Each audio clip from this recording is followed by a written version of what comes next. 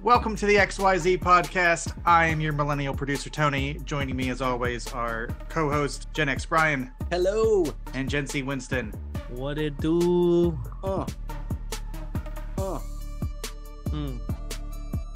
Yup. So, gentlemen. No, I'm doing that so I can. This is episode number 6, and I just realized we have not given proper credit to our friend and associate producer Dewan for the intro music. That's right. So good. He's done such a phenomenal job doing stuff in the background. Yeah, with the intro music, the clips for social media. that was my bump into the music in the background. That was what the grunts were for. What was that thing that Dewan always do? It's like, baby. we gotta add like a sound clip of Dewan just saying that. That would be hilarious. Winston's wanting a sound effects board, like every Good Morning talk show. I would love it. Mm-hmm. various sound effects. Secondly, I wanted to tell you guys, on the way home, I was listening to the Scrubs podcast. I'm way behind on it. I'm like in February of real time, and we're in June. So I've been playing catch up for years, but I love that podcast. They referenced jumping the shark. And whilst they were talking about jumping the shark, they did some digging and found that the term jumping the shark was used in 1985 by a journalist. So it goes back to 1985. Discussing the 1977 episode of Happy Days, where the Fonz indeed jumps the shark in his leather coat. I just thought it was funny. Granted, they've already said it, but the fact that we were talking about the same thing and I didn't even realize it. I'll tell you this though. I do have a follow-up to that story. I finally caught somebody saying that in the wild. Yeah. Really? Yeah. It wasn't actually somebody saying it, but it was a comment on Reddit, and somebody said that, I think, about the new Flash movie or something like that. That it's Jump the Shark. It's the type of place I would expect someone to refer to Jump the Shark. Right. The millennials live on Reddit. Well, there you go, though. Now we've educated you, so you're like, I totally get that reference. I was like, oh, I know that. I totally understood that. You're gonna insert that clip of Captain America saying, "I understood that reference" right there. I understood that reference. All right. Well, anyway, sorry. I was gonna say sorry. I had to get that out of the way. That was on the top of my mind this evening. Yeah, definitely got to give Dewan a good shout out there. I got a couple topics here to talk with tonight, so I'm gonna turn us here first to this one. Winston. Yes. Why does everybody record TikToks in their car? Why is that? Why is your driver's seat the new studio? It drives me nuts that I would say 3 to 4 of every 10 TikToks I swipe past, it's someone sitting in their car. I have like 2 theories about this. The first theory being it's a safe space. All right. It's like you don't start now. That's a whole nother topic. We got to the phrase safe space also drives me nuts. That's not a thing, and it shouldn't be a thing. Well, nobody's there to judge you, so that's why it's a safe space. It's safe. You can but do. So is your bedroom. Why can't you go in your bedroom and close the door? That's the follow-up to the second thing. A lot of people still live with their parents. That's why they're like, oh, I can't be loud, I can't scream, I can't curse and stuff. But they can do it in their car. So it's it's a comfort thing, I almost feel like. I mean, that's a solid explanation. I remember like for work, you'd have to get like a profile picture for your Outlook account or whatever. You know, a coworker was always commenting like, why is everybody taking a selfie in their car? I guess you're going somewhere. I don't know. The car is the last place I would think of to take a picture of myself. Yeah, no, I try to not. If I'm taking a picture for anything, I try to not do it in my car. I just feel like it's a little rude and weird. I try to find it's totally weird. Yeah, I try to find a blank wall. Space. I don't feel like there's enough space in a car. Yeah. And then you had the influx of social media fast food commercials. All these people, cars. Yeah, they're all in cars. Yeah. I'm like, granted, I eat in cars for sure, and I usually if you're on a road trip, occasionally if I'm traveling somewhere and I'll pull over and I'll eat in my car. Not often though. Not as often as the commercials would lead you to believe. Everybody's eating in their car according to the commercials. I think the one that I do really like when they do one of those is Sonic. Sonic does a really good like commercial. These 2 guys just eating in their car. Are you kidding me? Those guys are so annoying. I want to punch them in the face. They're long gone. Those guys have been in the Sonic commercials for a couple years now. I don't know what happened with them, but they're no longer there. But Sonic's also set up to be like, come park your car at this spot or through the window, sit here and eat. Speaking of Sonic, you guys remember when they used to have people rollerblades to deliver your food? Yes, I do. I always heard that, but I never actually saw it in the wild. But I must say that even when I moved to Orlando, that was the first time I had experienced or knew that there were Sonics around. But I didn't eat there a lot. They have a killer chili dog. Oh, yes, they do. It's so good. It's just good trash food. Yeah. It's just like, you're like a bug going there. That's how I look at Crystal. But yeah, but okay. So this is a question I have for you, Tony. Crystal or White Castle? White Castle. Okay. Isn't it the same thing? They're the same restaurant almost intentionally because there was two brothers that had a feud and they split, and basically one took one condiment and the other took the other condiment. So White Castle, you've got ketchup on them. Crystal, you've got mustard. So that can be really divisive already. But I've learned if you go on their app at Crystal, you can just substitute the mustard for ketchup. You just make it into a White Castle burger anyways. You go, oh, it's pretty close. Yeah, I was just gonna ask about that. I was gonna be like, could you go in there and be like, hey man, I would love to have the sliders, but clearly you can. Not only that, you can order it on the app like that. Oh, that's funny. So you grew up eating White Castle. So there was neither of those near me. Oh, I didn't. Those were like a special treat if I drove past one. I never had White Castle until I was probably in my mid-20s. Driving to my now wife's house in New York, I passed a White Castle and I'm like, I think that's like 6 miles off the highway, but we're going.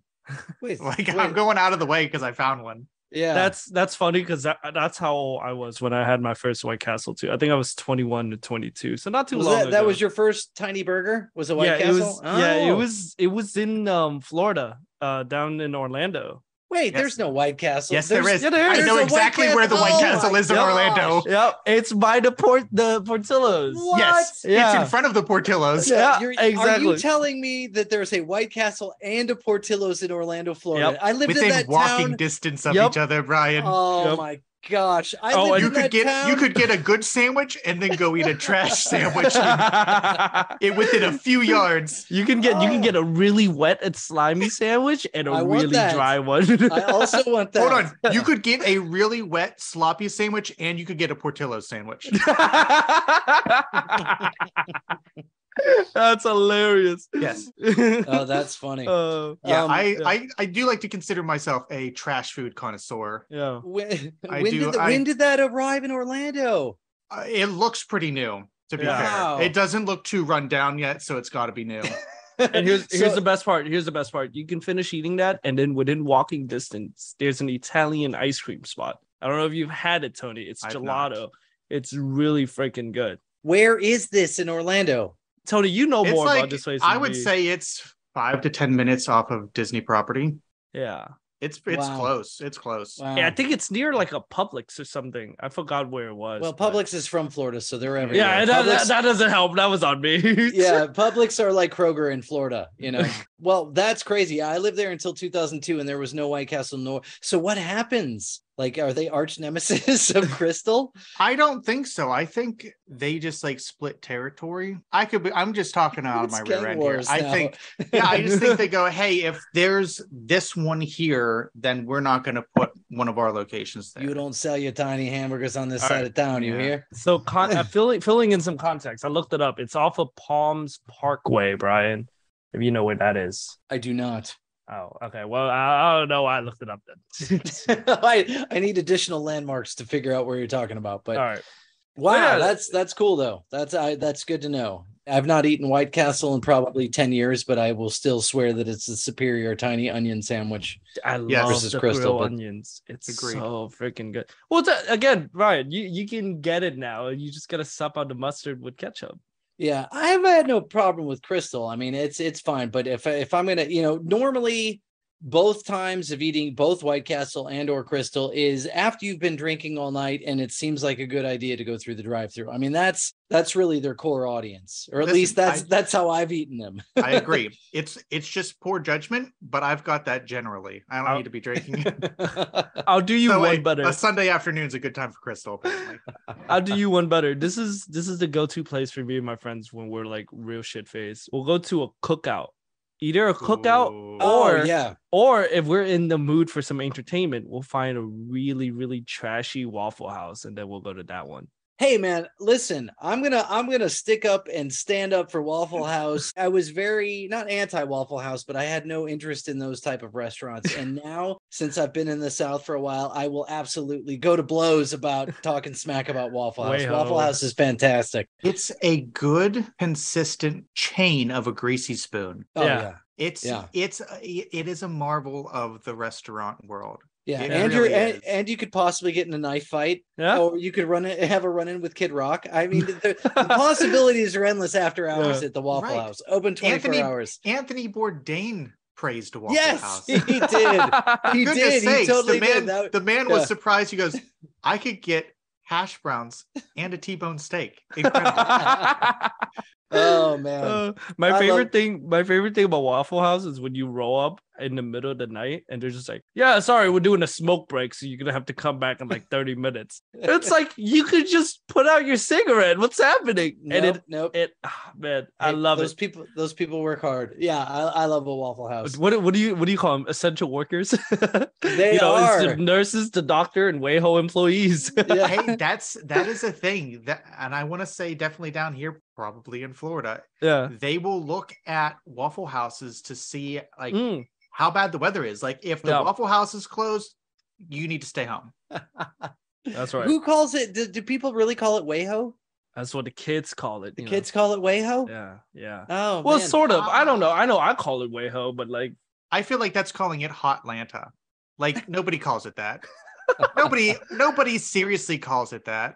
Have some respect. That's it. Well, that's an out of town saying. It's either the ATL, the A, Hotlanta. So it's always like, oh, I want to come down to Hotlanta one day. I'm like, shut up, Steve. You know what's wrong with you? Yeah, you just proved you shouldn't come here. Thanks. Yeah, exactly. Get out of here. What's wrong with you?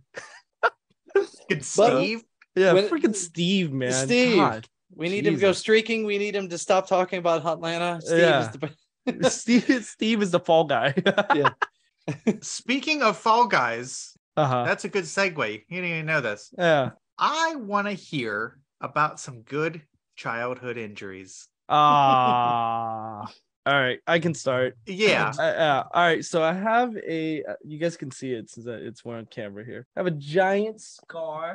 Let's please note this is the 75th time Winston's referred to having a visual podcast. It's almost like we should start recording this on a camera. Who knows? I have a giant scar down my forehead.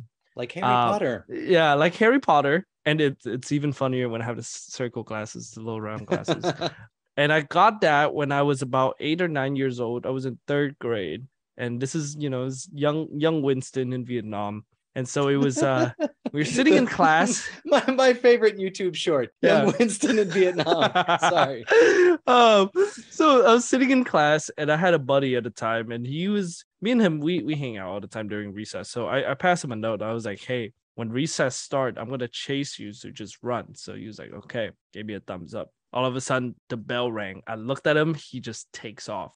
Tony, you see like anime, you know how they have those giant long hallways? Yeah. It was kind of like that. So I was chasing this kid down the hallway. And in this hallway, they have like rock pillars. And these rocks it's a little rough on the edges. It's not smoothed out or whatnot. It's not cement. It's like actual like stones. And you school in a cave? Oh, it's like Vietnam, so yeah.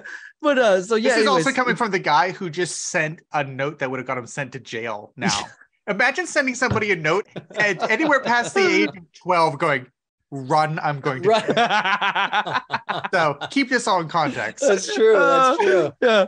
Anyway, so I'm chasing him. I'm chasing my buddy. Let's call him Steve. So I'm chasing No, we have too many Steves. You're going to really confuse everybody. All right, fine. What's the John name of Vietnam? See, I didn't live there long enough to know a lot of people. You were there for 11 years. Yeah, I was a child. Okay, John. Okay, let's call him John. Let's call him John. Yeah, I was chasing John. And then I got really close to him. I'm like within like arm's reach of him. Out of nowhere, in the corner of my eye, I saw a kid put his foot like right out in front of where I was sprinting to. John here noticed it, jumped over it. I tried to jump, but then my foot got caught on his foot, which then sent me tumbling, right? I'm trying to regain my balance here. And for whatever reason, I went in an angle. So I then faces the rock pillar that I mentioned before. and then fell in like right in front of it. Didn't slam into it, which would have been a better idea had I just slammed into it and stopped myself. I fell in front of it, and as I fell, like my head got cut by the edge of the pillar. Oh, so you like slid down it? Slid, yeah. So I got this giant slit. I fell backward, and I'm just like, oh my God, what the hell? So I touched my head because I felt like, it felt weird. So I touched it. I saw like some pink stuff. I was like, oh, what the hell is that? At least I'm not bleeding. So then people started crowding around me, like all these other kids came up and they looked at me and they're like, dude, we got to take him to the nurse office. He's bleeding. So I was like, I'm not bleeding, guys. I'm fine. It's chill. So then they had like the hall monitors, kids came and they took me to the nurse office. And the nurse like laid me down on the bed and was like, you're bleeding a lot. I was like, am I? She was like, yeah. Immediately following that sentence, she slapped a Band-Aid on it. Like that was gonna fix anything. Slap a Band-Aid right on it. Was like, just lay down for a bit. And I was like, okay. Just go to sleep. It'll be all right. And then I think to do. And then I think either the vice principal or like some other teacher came in, saw me laying there, hella blood, and was just like, dude, we gotta send him home, man. We can't keep this kid here. So then they called my mom and dad to come in to get me. And my mom walked in and started like losing her shit. She was like, oh my God, that's a deep cut. You lost so much blood or whatever. They took me home. Luckily, my house was like directly next to the school. So we were able to just walk home. They walked me home, put me in bed. I was laying in bed. And then my dad was looking at it. He was like, hey, you'll be fine. It'll heal on its own. But my mom was losing her shit. Like she's freaking out. And she was like, that's a really deep cut. We need to take him to like the hospital and stuff and get it all like zipped up or whatnot. And then she went out of the room. She just let me lay there for a little bit. And she caught the kid that stayed next door. Like it was this little girl that lived next door to us. She caught her and was like, hey, like what happened to Winston today? Did you see what happened? Like, did he hit a rock pillar? And then she randomly goes, or did a flower pot fell on his head? And this girl who knows nothing goes, yeah, a flower pot fell on his head. And immediately my mom walked in my room and was like, you lied to me. It was a flower pot that fell on your head. I was like, who told you this? And she was like, the girl next door. And I was like, her dumbass wasn't even there. Like she wasn't even. Your mom was that intimidating. Yeah. Oh my gosh. And so regardless, my mom was like, yeah, this isn't good. We got to take him to go get stitches. So they took me to the hospital and my mom paid the nurse a few extra bucks and was like, hey man, make sure it looks good. So my gosh. She gave me 8 stitches, came out real nice, had to wear a bandage on my head for like 2 months and a half. Went to my uncle's wedding, still had a giant bandage on my head. That was hilarious. I looked like a freaking Naruto character. Yeah. But yeah, that was the most interesting injury story I had as a kid. My goodness. Yeah. Brian, you want to take next? Childhood injuries. Okay. I've got a couple I can share, but go ahead, you take next. Okay. All right. Yeah. There's several that come to mind. I was playing over at my friend's house and my parents were going to see a concert that night and then I believe out of town. I was going to some sort of camp overnight and then I was going to my grandmother's after that to spend the weekend. So I was right across the street. So this is when you could actually open up your back door and yell, time to come home. So we were playing in the backyard or something. I hear, Brian come home or whatever. I come tearing around the corner. His sister's bike was left laying sideways on the sidewalk. And I'm like, I'm going as fast as I can get home. And I trip over this bike. It was a boy's bike. It had the bar in the middle, landed with my left arm directly on that crossbar. It split, and it immediately split both bones. Oh God! Yeah, and so I pick up my arm, and there's like a U shape in my arm. Oh Jesus! where I'd like broken it, and I look at my arm and freak out because your brain's like, that's not right at all. Yeah. And so I go tearing home even faster now. I show my parents my arm, and they're like, that's not good. Yeah. So like my dad makes me a sling out of a tie. Somehow I was able to fashion a sling out of a tie, I remember. And so we take off to the emergency room or whatever. And I'm like sitting here in this tie sling. And then, they're like, yeah, you broke both bones in your arm. Then they probably shot my arm full of Novocaine. I'm not sure how much drugs I was on, but I do distinctly recall them like holding up my arm and like pulling my hand and wrist and watching my arm kind of go whoop back into place. Oh man. Yeah. And then they were Tony's wiping his eyes. Then I had a cast on. So that and needless to say, I fully upended my parents, little weekend away. I know they were did so not work upset. out. Yeah. Yeah. that is like a story about kids in a nutshell of what. But you do it. You deal with it, right? You know, my kid just split his arm in two. Yeah, this is perfect. All right, we got more broken bones, trauma. Let me bridge the arm and stitches gap. Stitches, broken bones. Now what? Similar story. I spent a lot of time at my great grandmother's house when I was very little, and I was probably, I'd say 4 around this time. And we were going out on her back porch to go sit and hang out for a bit. And her back door to her kitchen, the screen door didn't look like it was closed, just a little gap. So tiny kid brain goes, push on the door, make sure it's closed. But also stupid little kid brain went, push in the middle of the door where the glass pane is. Oh, God. My arm went through said glass pane. Yikes. Cut it pretty darn good. My grandma, my regular grandma, lived across the street. So we immediately went over there and was like, hey, we need help. We both need help. What should we do? What does one do when 4-year-old Tony slices his arm to shreds? Yeah. Towels and washcloths were gathered and pressure applied. Right. A quick trip to the hospital was made. The one thing that I do remember is getting to the emergency room and being sat down and a nurse going, what color thread do you want for your stitches? And even at that point in time, I was like, I don't freaking care. Fix it. I don't. Blue. That's fine. Whatever you got, whatever's in front. You know, like don't. What a dumb question. I'm aware there's so much. God damn it, Steve! Just fucking zip it up. Just stitch it together. We don't have time. Get the needle and thread and fix this. So yeah, that's the one. So I got a couple little, and people did used to ask me like, did you try cutting your wrist? I'm like, nope, stupider than that. It was hand through a door. But it's a little kid, though. I mean, that makes sense. Like, you'd think like a storm window would be strong enough for you to push it out. Oh my gosh. Yeah. How fragile was that window? Yeah. Like, realistically. I mean, it's an old lady in an older house. I'm assuming older doors. Or were you an extremely strong kid? Yeah. Maybe. Yeah.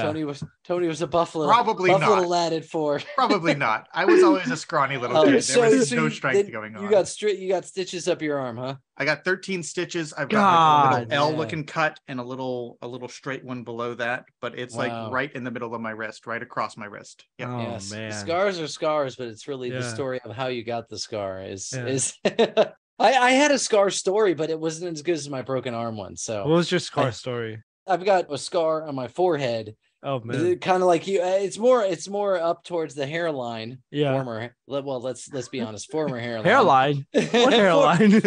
Former hairline. Context: Brian is bald. In case our fan don't know that. They haven't seen you. Video podcast reference number 773. Okay, it's always funny how far do you go back in these stories to have them make sense. I don't even remember what year this was, but in maybe let's call it my 10s. Not quite a teenager, but maybe around 10, 11 years old. Your tweens year. That's what it's called. Preteens. Yeah. My uncle owned a campground, and we had a camper at a campsite. It was great. We go camping all the time. Down by the creek, or crick, if you're so inclined. Absolutely crick for me. Yep. Yeah. Uh-huh. Catching crawdads and, going along the shores, doing whatever kids do, and found an Indian axe head. Much more rare. Did you mean a Native American axe head? Oh, right. Yeah, that's right. Damn. Indigenous person axe head. The details are fuzzy, but at one point, I'm not sure if my friend found it, tossed it down to me, or if he found something else, tossed it down to me. At one point, there were large rocks being tossed from an upward position down to the downward position. I don't know if I missed the catch or whatever, but it got clocked in the head. God. Yeah, still over in this part. Above the eyes, but still, you got a gash in your head that you need stitches for. And then how many stitches did you get, though? Don't even remember. Probably man. It wasn't a super lot. I think it was like maybe 10, but still stitches to stitch my head shut. So here's the funniest part. It's like you look at that story now and you're like, what a bunch of idiots. Why would you throw rocks at each other? You know what I mean? Yeah. I was just thinking somebody's ancestors super proud that axe head still attacking white men decades later. Oh man, that's funny. Okay, so here, total side pivot, but action figures. Mm-hmm. Winston, what were your first like action figures that you played with? Believe it or not, I did not have that many of them growing up, but I remember getting one as a kid, and it was a Mighty Morphin's Power Ranger action figure, but it wasn't the one where there's like multiple joints. It was a super simple one where you have like the two arms that go up like this. Right, like Star Wars action figures. Yeah, and it was pretty big. It was about this big, actually. What are you talking about? 12 inches? About 12 inch. Reference 796 of a visual podcast. It was gonna have to put in these footnotes. But yeah, so it was about 12 inch. That one's cool. So and on the back of it, there's a little button. If you click on it, the chests have a red light that would shine out. So that was my favorite toy growing up. That was your first action figure. That was a 12-inch Mighty Morphin Power Ranger. It might be the very first one, or it might be when my parents traveled to the US when I was a kid, and they got me a Batman and Superman action figure that was definitely more than 12 inches. It was huge. It was like giant figure. But yeah, it was either Batman and Superman or it was a Mighty Morphin Power Ranger. Which one was it, man? There's a big difference. I can't tell. I was a child. I was like 4 or 5. I can't recall. Right. I gave you 3 options. Okay, those are good options. All right, Tony, first action figure. So I got to go back. Winston, was the Power Ranger one of the cool ones that because I had a couple of those. Had a little thing on the back of their belt that you'd hit and it would flip their head. Flip the head? Yes. Looked like they put their helmets on. Yeah. Oh, it's freaking cool. They were awesome. So cool. Yeah. It was dope. First action figures gotta be Star Wars. I would think so. We had so many.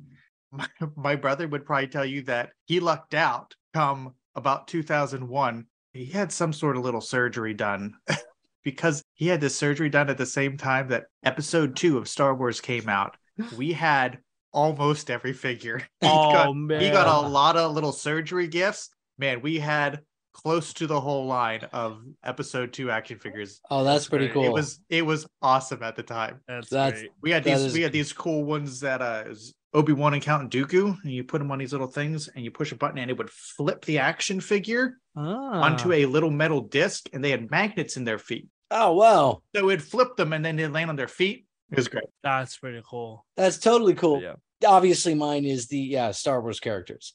I was always tagging along with my mom to, various errands and like, oh, we're going to go to another store. Zayre's, which I don't even know what type of store they were. That was late 70s, early 80s. For some reason, if we went there, they tended to have Star Wars characters that you wouldn't find in the other general places that you would find Star Wars characters. You'd find a slightly not obscure. And again, I don't know how obscure they are by today's standards, but at the time you're like, oh, you don't see this one. It was kind of, one of the secondary characters. And I think that was what was always fun about early Star Wars is like, yeah, sure. I got the guy that like, as secondary character. You see him for a few minutes, but I have Bosk, like that's cool. Tony, he have Glup Shitto. Who's Glup Shitto? What is that? So this is an internet joke, which is a made-up name for any background character. That's horrible. They could have been a little bit more clever than that. That's very late. Well, Glup Shitto is a first of all, awful name. Second of all, it's horrible. I know. It's almost as dumb as Groot. They're on screen for 2 seconds, and in a month from now, they're gonna have the most complicated backstory that you wouldn't even believe. Well, or if it's referenced in any way whatsoever, they're like, "Oh my god, it's Glup Shitto." Okay, I revised my initial response to that because that is kind of funny. And now we go into the Star Wars podcast portion of the show,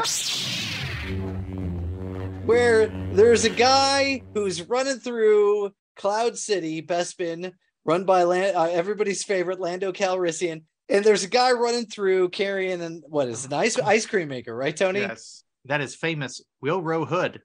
And background guess characters. What? Got his own action figure, man. Oh my god! So him and his ice cream machine. When was that action figure released? 2009. Hasbro, Willrow Hood. Okay, so he was in the second. Was that Empire or was that Return Empire of the Jedi? Strikes Back? Okay, right, so that Cloud was City. Yep. All right. Yeah. Here's the craziest part, Brian. He's also a Lego character in the Lego Star Wars game. You can play as him. You have the Lego ice cream maker in his hand. Hey, you can buy one of those ice cream maker safes at the Disney parks. Oh, that's right. Yeah. Your boy got one. Oh my! Cody, I got one. If we don't get Disney as a sponsor of the show, I'll be very disappointed. I know that's a lofty goal, but one can dream, right? If we do get Disney as a sponsor in this show, I'll be disappointed because they're listening to us. Yeah. Like these guys over here talking about. No, talking about Glup Shitto. Yeah. We gotta sponsor them. They're like, Steve, get on this. This one's got to be Bob. Bob, of course. Bob Iger's listening. Bob, to what are you doing? You got better things to do with your time. No, clearly Bob just showed up at the Apple, developers conference. Yeah. He's got time. Bob just shows up anywhere. Yeah. Every time you mention him, he just shows up. Bob, if you're listening, fix the Yeti. Everyone wants the Yeti fixed on Expedition Everest. Just go do that. Oh, that Yeti. That's my PSA. Sorry. So when you said Yeti, my mind immediately thought drinkware. You're talking about the coolers, right? Yeah. Then I was like, wait, Yeti cooler? What's wrong with the Yeti coolers? Because there was an issue with those and something with magnets. If they ripped open, a child could swallow magnets, as if we, so they recalled some Yeti coolers. I'm not sure. I'll have to check that out. Sorry, speaking of Yeti, I gotta hijack it. Here's an interesting Winston lore. My younger cousin, who's like my best friend and little sister, dated the son of the guy that founded Yeti way back in like high school. It was like 2015, 2016. This kid went to her high school and they were boyfriend and girlfriend for like. She went to high school with Anton Yeti? No. This Anton and the Yeti? The famous Anton Yetis. Mr. Michael Yeti. Yeah, everybody. Cooler inventor and drinkware connoisseur. It was started by his grandpa, John Yeti, actually. In the 1800s. John Yeti needed a way to keep his drinks cold. Yeah, after a long day down at the mine, he had to find a way to... Makes sense to me. He was a pioneer in this country, Brian. Have some respect. Pioneer of chilled beverages everywhere. So apparently one of their as I grab my beverage cup, which is indeed 100% produced by Anton Yeti. So apparently one of their cooler bags, like the flap on it had magnets to keep it closed, and they were recalled because they were too easily damaged and the magnets could be ingested. Oh. That's messed up. You swallow magnets and they like seal your intestines together. Yeah, it's not a good thing. Yeah. You think you become Magneto if you have like magnets in your... That's what the kids on the TikTok challenge are doing, but clearly that's not how it works. Yeah. Where were we going with that? We were going. I don't know. We were talking about figures. Oh, you know what? No. We were talking about Star Wars. We were talking about Star Wars stuff. Right. I will say this. So when I was growing up, I was too young for the prequels. And I was too old for the sequels. And I never experienced the original trilogy. So I never got into Star Wars at a good time ever. I mean, I tried to watch Star Wars before. I didn't try. I finished watching Star Wars. I caught up on all the movies. Okay. I don't need to ask you if you've seen A New Hope. Yeah, I know a ton about Star Wars. Okay. I'm just saying, there's a lot of movies we got to add to your list. I'm glad this is not. All I know about Star Wars is they fight each other with glow sticks. They're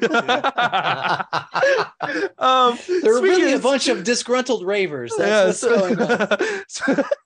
Speaking of glow stick, when I was a kid, so maybe this would have been 2005 or 2006. So my older brother came back from the US and he took me with him to go to the mall and stuff. And which mall?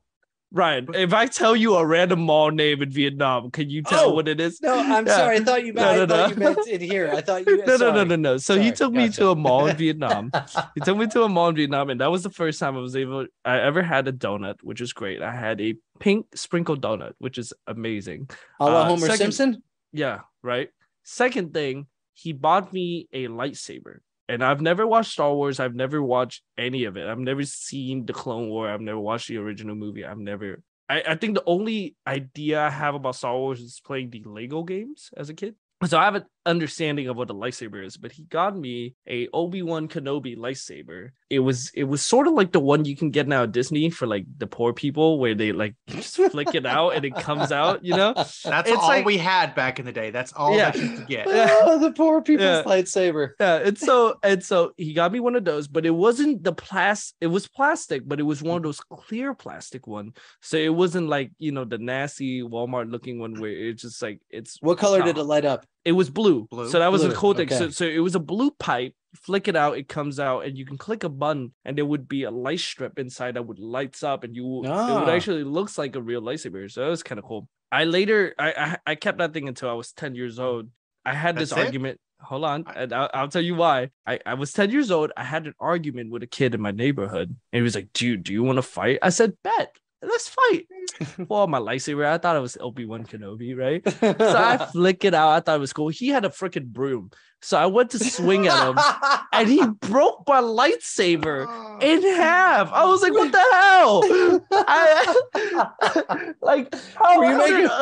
Were you making the lightsaber sound effects? And it shattered. So I was like, "What the hell is this?" And so I thought in my head, it was a playful fight. This kid was super serious about the fight. He's getting ready to beat your ass with a broomstick. Yeah. And he broke my freaking lightsaber. I was like, "Dude, what the shit?" He was like, "Oh, I don't know." And so we didn't fight at all. I just cried and went home with my broken lightsaber. What a jerk. Yeah, what a dick.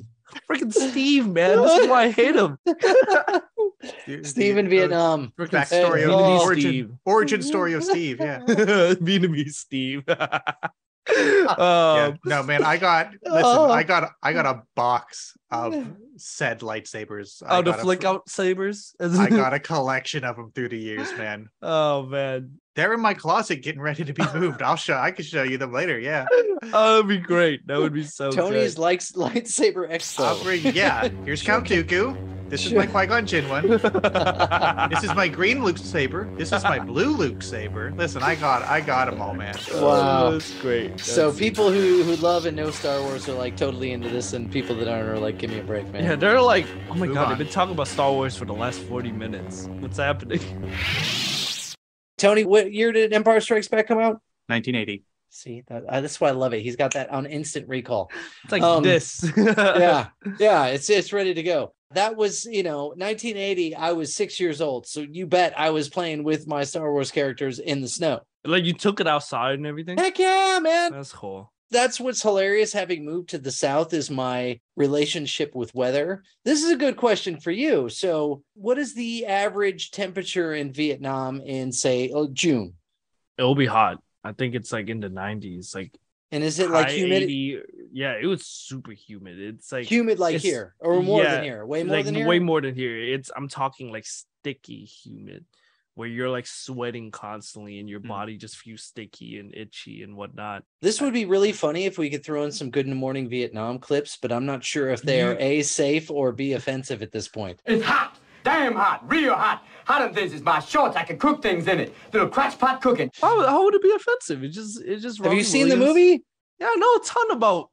Well, I don't even know the name of it.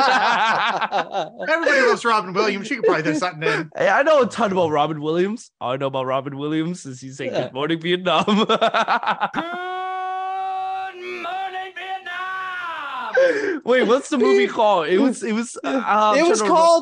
called Good Morning Vietnam. When they base things on a true story, you got to wonder how much they based on it. But from what I remember, it was based on the life of a DJ, an American Army DJ, Adrian Cronauer, who obviously, like a lot of Americans in Vietnam, were sort of like, "What are we doing here?" kind of mentality. But he was a DJ on the radio and tried to sort of, I guess, make the best of the situation and, made jokes. He had such a good gig, though. Never go to war. You just sit there. Right, but you're still dealing. Yeah, that's true. But I think if you watch the movie, you'll see that he's 100% in this situation, realizing like this is a bad situation. I don't think any war situation, when you look at it from a human perspective, is, someone who's in war, it's not a great situation. He was trying to make the best of, I guess, the bad situation.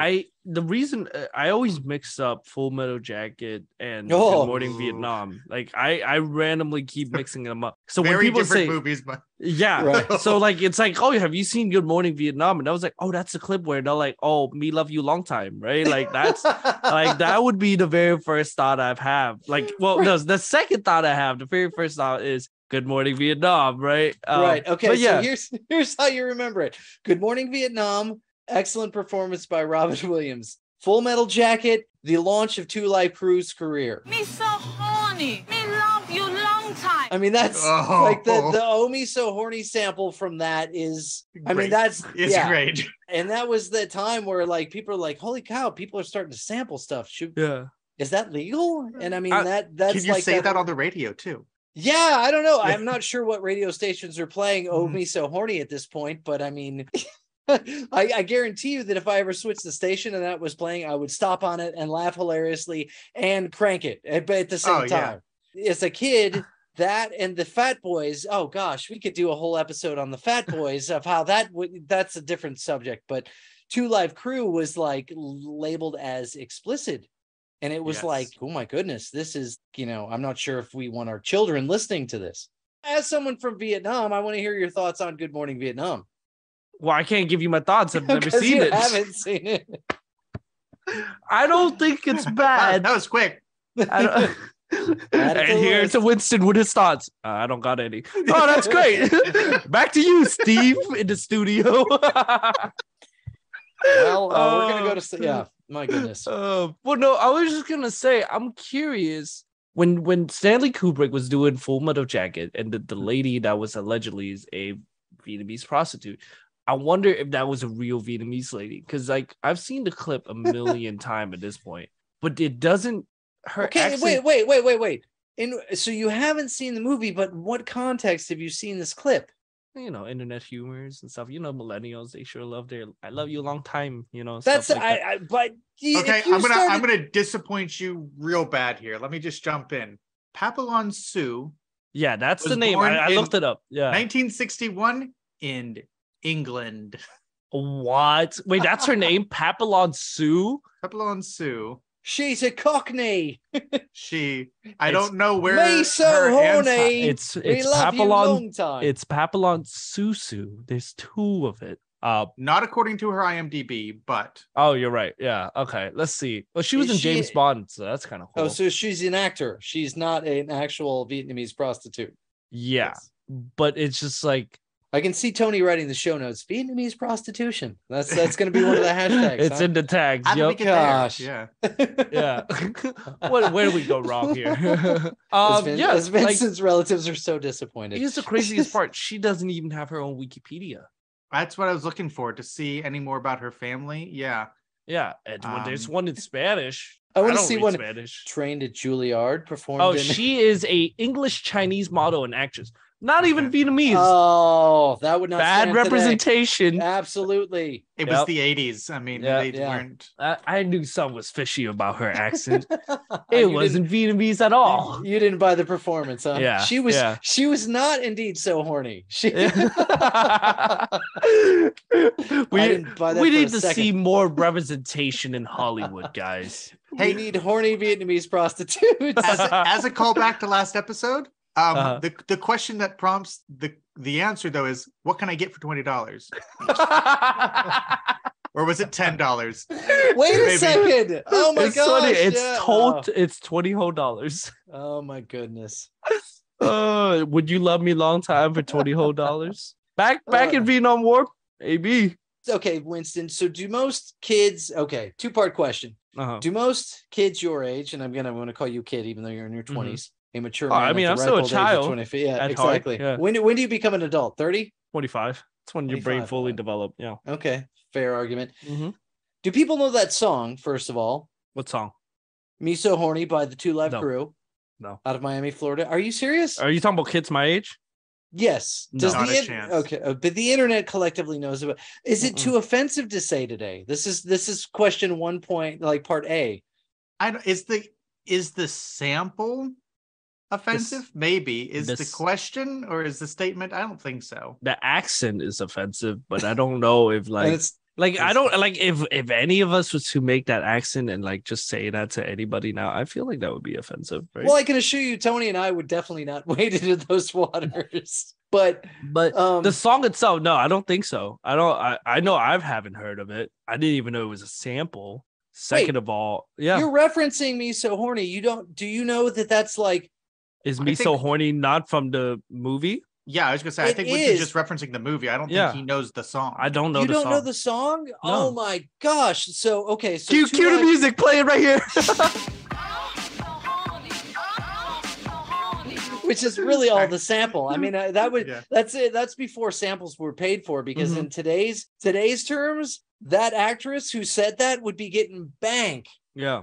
But like that was still in the gray area of like, we are not sure. Wait a second. Sampling was so new, they didn't know how to, they didn't get clearance because they're like, we're just using the sample of it, a tiny bit of it. So, okay. So Two Live Crew was a rap outfit out of Miami, Florida. They came up with this album with that song, and their whole thing was like nasty rock, because they were the really, really just kind of, I mean, they're using a sample. Yeah. Raunchy. Yeah. But of course, just like anything, parents say this is bad and kids are like, this is awesome. So you're telling me that you do not know about Two Live Crew?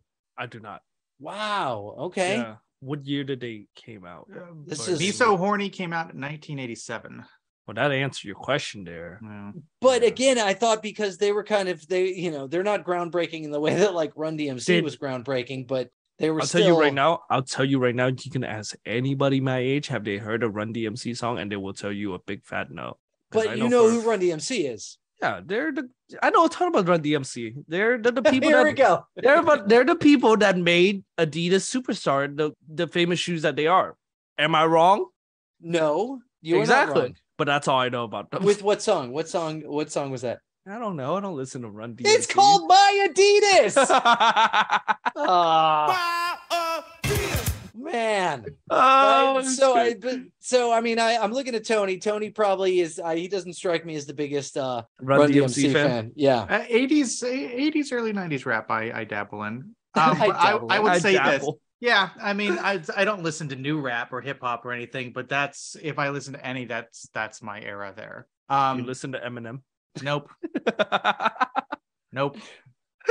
But I would say probably the biggest Run DMC song that I could think of is "Walk This Way." Right. Especially when they.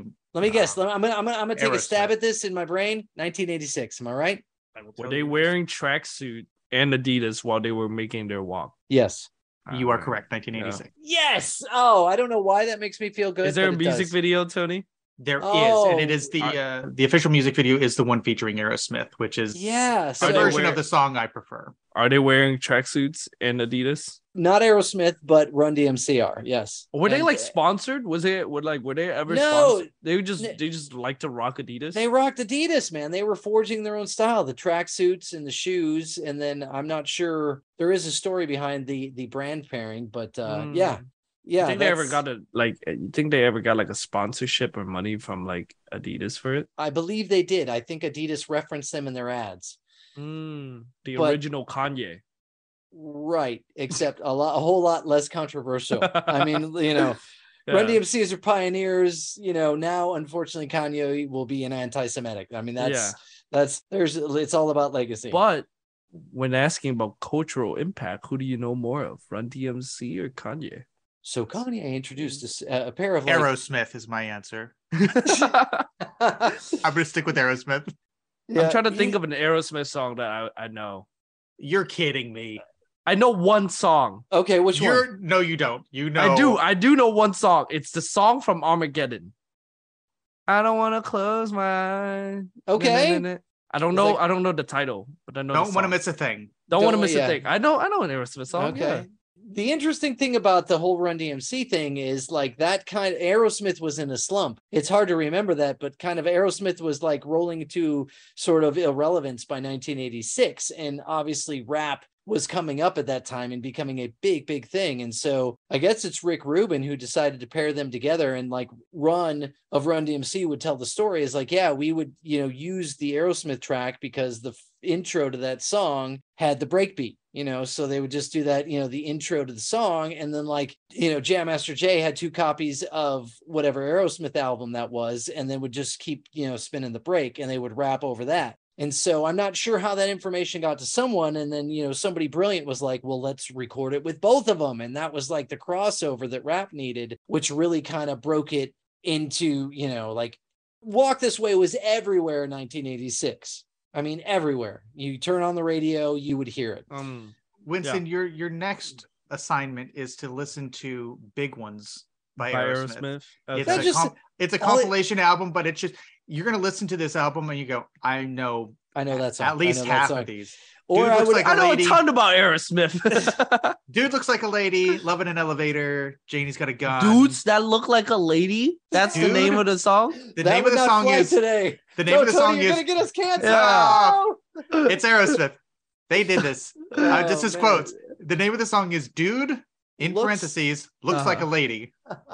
Which was ironic for the band because they all a bunch of long-haired dudes in the 70s and 80s. Yeah. I would argue that he's better suited to listen to "Raising Hell" by Run DMC, which also contains contains their track. But well, there you go. Yeah. Technically though, if you think about it, right? Long hair dudes, they made a song called "Dude That Look Like a Lady." It almost sounds like they're more of an ally than anything. No, listen to the song and you will change your. It's just them yelling slurs for like 3 minutes straight. No. We're gonna put that high atop Winston's listen list, and we'll I'm just looking at the track list of this album: Angel, Crazy, Janie's Got a Gun, Ragdoll. Like it's an album of bangers. Like I know every one of those songs, but I'm looking at Winston and he says I know zero of those songs.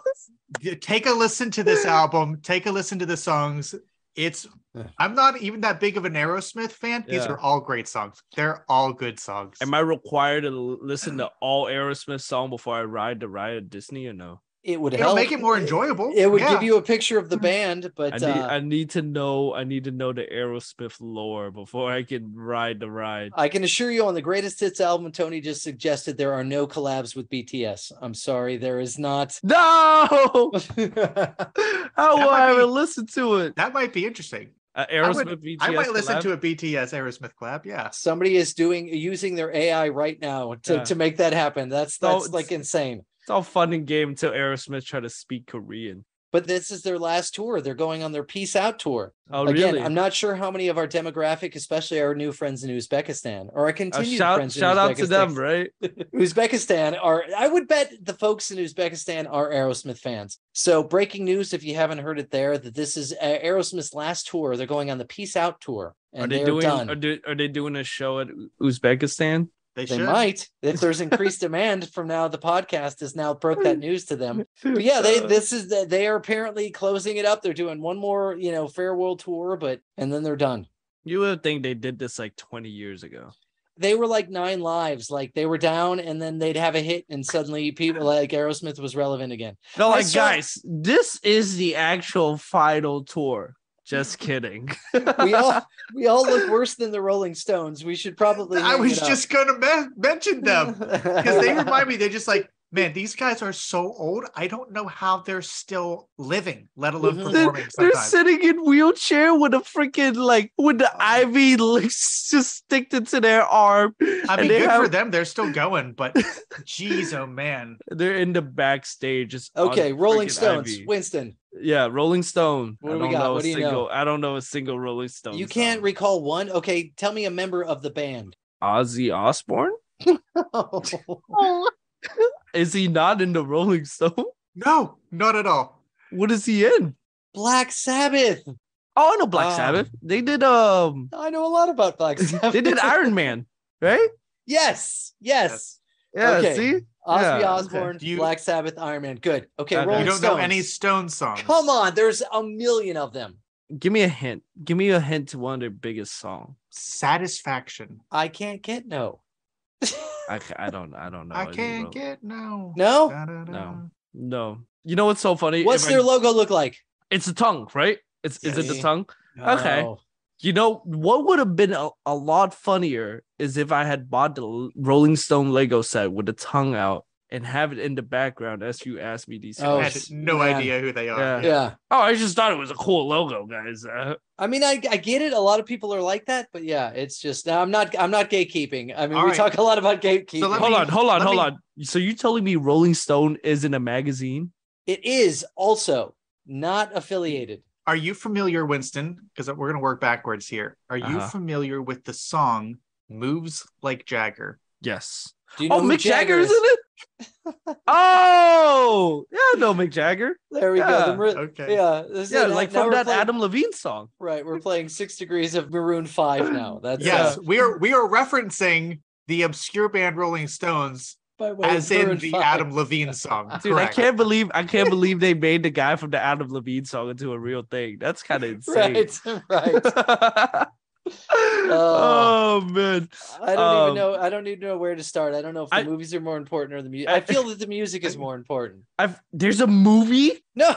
Oh, No. I thought you meant there's a Rolling Stone movie. I'm like, first they're a magazine, now they're a band, Well, and there's a movie. No, there are plenty of movies that feature the Rolling Stones, but we're not even about to get into that because there's Yeah, I'll say we're this. gonna- I'll say this before you do it. If we're talking about old rock, I know Motley Crue. I know Led 80s. Zeppelin. I know Journey. I do know Journey. Thank you. Yeah, Thank you. I do know Journey. I know AC/DC. I know that's about it actually. Okay.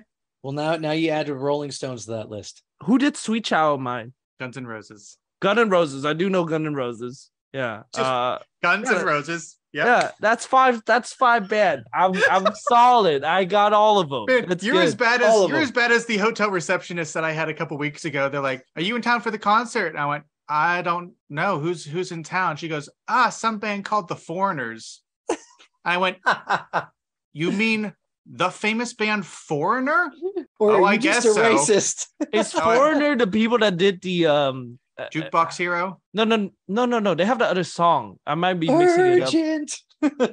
Who did that song where it was like every step you take? Is that not the Foreigner? Nope, That was the police. police. Oh. Oh, we are so far. All right. this We're is gonna going- end it right here. this- Right now. Yes, please. If you've got an album you want Winston to listen to, so he has Yes. any music knowledge from the past, not 20 years, let us know. We got an email address. Send us an email with your music and movie suggestions for Winston. You can email us at podcastxyz, that's xwhyz @gmail.com.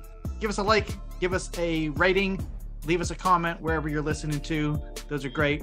Please tell a friend. Tell your friends. Tell your friends about this podcast, and Tell your children's actually, since our demographic is a lot older. We don't know who our demographic is, That but is thank true. God Uzbekistan's tuning in. And the UAE. Shout out to them. we got international folks. Surely you have friends. Tell one of them. You can also visit us. We got our Instagram page. We got our friend Dewan posting some great little highlight clips over there. You check those out. Oh, our TikTok's coming soon too. TikTok coming soon. Coming soon. Everything's at Podcast XYZ. And you can always go to our website, podcastxyz.podbean.com. We got some extra pages coming on there. All the Ys are all WHYs, right? WHY All the Ys. everywhere. Yes. Why? Why? Coming soon, you may be able to put a voice with a name and a face. That is pending. We also have Winston's watch and listen list, which has now exponentially grown Yeah, this episode. By So you can look 75 forward to songs. that. It went from a watch list to a watch and listen list. So yeah. Yeah, I'm surprised you guys haven't added video games on there yet. we're getting there. It's like ET. Pitfall. All right. Yeah. Well, thanks everybody for listening, and we will see you all in 2 weeks. See you later, everybody. Yeah.